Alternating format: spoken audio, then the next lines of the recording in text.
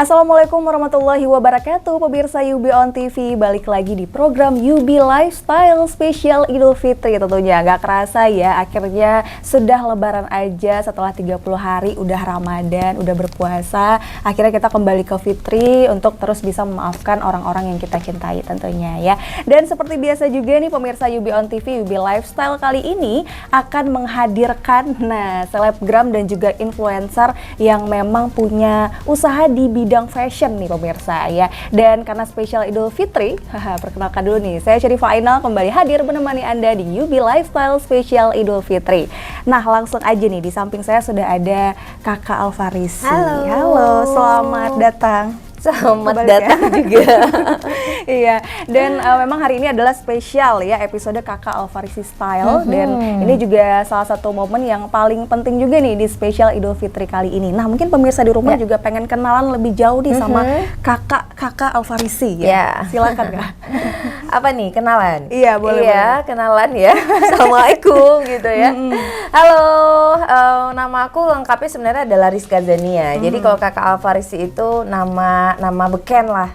Ya, nama beken. Kalau kakak tuh emang nama dari kecil, nama keluarga. Kalau Alfarisi itu nama suami aku. Nah, jadilah dia nama yang memberikan keberuntungan seperti sekarang. Alhamdulillah ya. Dan memang nama ini ada campuran-campuran ya. Jadi akhirnya bisa jadi ya selebgram, influencer. Jadi campurannya banyak juga gitu ya. Nah, untuk kesibukannya apa nih kakak? Kalau kesibukan sekarang karena udah lagi cuti di perbankan di BUMN, jadi sekarang ya udah kerjanya sebagai entrepreneur lah. Iya. Jadi kerjanya ngurusin butik, ngurusin ada perusahaan juga, ngurusin endorsan seperti biasa, promosi-promosi, ya udah begitulah. Pokoknya lebih enjoy lah karena nggak terikat waktu ya. Oh, tapi udah nggak ada lagi di perbankan itu, gimana sih? Lagi cuti. Lagi cuti. Ya, cuti di luar tanggungan bank namanya. Cutinya 2 tahun. Iya, jadi emang fokus untuk entrepreneur aja nih. Lagi di sepanjang cuti itu fokus ngelakuin apa yang bisa dilakuin aja sih sebenarnya. Lebih santai aja. Lebih santai aja karena kan kalau misalnya kita kerja itu pagi harus ke kantor, di kantor hampir berapa jam, terus sore baru pulang gitu. Jadi ini selama 2 tahun memanfaatkan waktu dengan sebisa mungkin, semaksimal mungkin untuk melakukan hal-hal yang bermanfaat lah. Iya, yang bisa menambah cuan tentunya. Wah, hari gini nggak ada cuan jangan ya. Benar. Iya. Nah, tapi kalau awal menjadi karir sebagai selebgram, ini awal karirnya sebagai apa dulu nih? Sebenarnya kakak udah duluan di bank, duluan di BUMN. Oh, jadi udah pekerja dulu nih tadinya, baru jadi selebgram. Pertama kali itu sebenarnya adalah penyanyi sih, nyanyi. Karena dari SMA tuh udah ikut lomba-lomba nyanyi, menang festival, bintang radio segala macam itu sebenarnya. Nah, jadi setelah jadi penyanyi, terus baru jadi selebgram, terus baru di perbankan? Enggak, dari nyanyi dulu, terus makanya kenapa orang-orang perbankan itu butuh karyawan yang punya skill. Jadi mungkin karena kakak bisa ada nyanyi ya, ada bakat nyanyi, terus akhirnya mereka melihat itu ada sebuah potensi, jadi ya udah akhirnya bisa keterima kerja. Ini perbankan ini kantor kedua, sebelumnya udah di bank sebelumnya. BUMN juga. Jadi di bank dulu aku 1,5 tahun, terus bank lain lagi gitu. Resign karena yang dulu tuh masih kontrak sistemnya, terus ya apapun yang terjadi kita mau yang lebih baik ya. Terus lamar kerja di BUMN juga, tapi pegawai, karyawan tetap, karyawan BUMN. Ya udah ikut tahap demi tahap seleksi sampai 7 tahap lewat akhirnya. Ya kenapa? Mungkin salah satunya karena punya skill juga. Mereka kan butuh talent ya. Iya, benar-benarnya. Jadi memang itu jadi salah satu contoh juga nih untuk pemirsa di rumah, di mana emang hari gini tuh harus ada skill ya. Benar. Jadi banyak yang tertarik gitu. Jadi kita nggak perlu ribet-ribet, ntar dipanggil halo kakak gitu ya, langsung gitu ya. Karena emang di kantor itu alhamdulillah emang di ini ya. Kalau ada acara-acara gitu pasti kita selalu diundang, ikut terlibat lah, ya, benar-benar selalu gitu. Iya, nah jadi memang itu adalah manfaat juga yang keuntungan ya yang bisa diambil ketika sudah menjadi selebgram, penyanyi juga, influencer, apalagi sekarang udah jadi pengusaha juga gitu ya, banyak kerja sama. Jadi emang awalnya tuh gitu ya. Awalnya nyanyi dulu, terus di bank, terus akhirnya Mm-hmm. kan ada yang namanya Instagram nih, muncul lah yang namanya Instagram. Mulai aktif aja, aktif posting foto, posting video, kegiatan segala macam. Akhirnya mungkin menarik minat masyarakat untuk follow kita, untuk ikut kita. Terus karena akhirnya banyak juga endorse yang masuk, ya udah seperti sekarang lah. Iya, luar biasa. Mungkin yang nggak kenal kakak nggak mungkin ya. Pasti semuanya kenal dong ya kan. Apalagi orang Aceh nih pasti semuanya. Kalau ikutin dari awal tuh ada kakak Aulia ya kalau nggak salah ya. Iya, itu kalau yang di YouTube dulu namanya Kakak Aulia. Terus rebranding lagi, jadi sekarang di YouTube-nya udah Kakak Alfarisi. Udah di YouTube juga sekarang, udah jadi YouTuber juga ya. Udah di YouTube juga. Luar biasa. Nah, udah banyak banget nih selebgram juga, terus pernah jadi karyawan juga. Nah, itu gimana sih perbedaannya? Ada nggak sih perbedaan antara semua itu? Apa sih yang lebih gimana gitu rasanya? Ada sensasi apa gitu? Ada perbedaannya nggak sih? Perbedaan udah pasti beda ya. Jadi penyanyi beda, jadi presenter beda, jadi makeup artis juga lupa ya pasti ya. Ya jadi MUA beda, pokoknya semuanya beda. Ada baik buruknya tentunya, ada sesuatu yang enak, ada yang gak enaknya. Yang penting tetap dijalanin aja. Pasti beda lah. Jadi MUA bedanya apa? Karena kerjanya subuh-subuh banget. Orang masih tidur, kita udah kerja, udah bangun. Nah itu.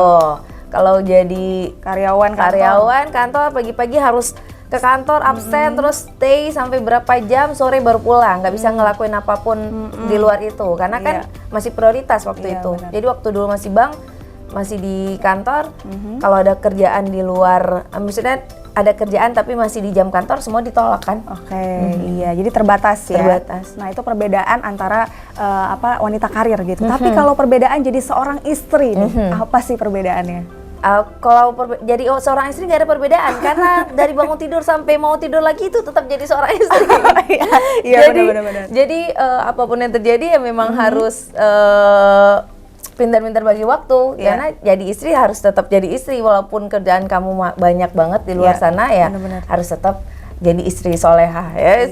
Harus prioritaskan suami ya. Harus, karena ya tapi tergantung suaminya sih. Ada suami yang mendukung kegiatan istri di luar, ada yang enggak. Alhamdulillah suami saya tuh sangat amat support semua kegiatan. Malah tuh kadang kalau misalnya kita tuh udah kayak nggak ada terlalu yang sibuk, beliau yang ngapain lagi ya kita. Gitu. Jadi sebenarnya YouTube itu awal mulanya bisa jadi YouTuber itu semua karena suami.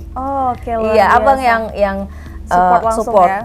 Suami yang memang kita cover lagu Aceh tapi kita bikin jadi lebih menarik, mau nggak katanya. Terus kita akhirnya boleh tuh, ada ide bagus tuh. Ya udah akhirnya kayak sekarang cover gitu ya, cover lagu akhirnya Aceh. Cover lagu Tarik Pukat kan, ingat waktu itu. Itu lagu Aceh yang lagu etnik, lagu Keneba Endatul kita lah istilahnya, diangkat lagi dan akhirnya membangkitkan gairah musisi Aceh juga kan. Iya pastinya, tapi ngomongin tentang lagu Aceh, akhirnya kenapa sih bisa dipercayakan untuk cover lagu Aceh nih gitu? Kalau dulu bukan cover, kalau dulu kan emang kita nyanyiin kan. Tapi kalau yang kemarin Tarik Pukat kan memang lagu Aceh banget. Lagu Endatu kita lagu nenek moyang lah. Kakak bikin ulang dengan video yang lebih bagus, dengan nuansa yang lebih menarik gitu ya. Iya benar. Jadi orang-orang lebih tertarik gitu dan sambil memperkenalkan juga budaya adat-adat kita ke orang. Jadi kadang baca komen di kolom komentar YouTube itu, saya bukan orang Aceh tapi saya suka dengar lagu Aceh gitu. Benar banget. Apalagi video klipnya banyak anak tarian juga di situ. Sengaja sih bikin kayak gitu biar supaya nggak monoton kan. Sama ini lagu Aceh ya udah gitu aja. Ini sengaja bikin kayak gitu pakai drone ngeliatin pemandangan Aceh gitu ya. Oke, keren banget. Nah, kalau misalnya bicarain tentang fashion nih ya kan, UB Lifestyle Spesial Idul Fitri, seorang Kakak Alfarisi itu nggak akan pernah jauh dari yang namanya fashion gitu. Tapi fashion yang paling suka itu ada sepatu, tas gitu. Yang paling suka tuh apa sih biasanya? Yang paling suka sebenarnya semuanya. Yang paling diincar nih. Karena itu kan berkesinambungan apa sih? Karena pakai baju harus matchingin sama jilbab, harus sama tas juga, harus sama sepatu. Jadi kalau yang namanya fashion ya semuanya itu udah sampai bawah ya. Head to toe lah. Tapi kalau tas sama sepatu yang lebih suka mana? Paling sering di koleksinya koleksi apa nih? Lebih tas. Tas ya lebih koleksi tas.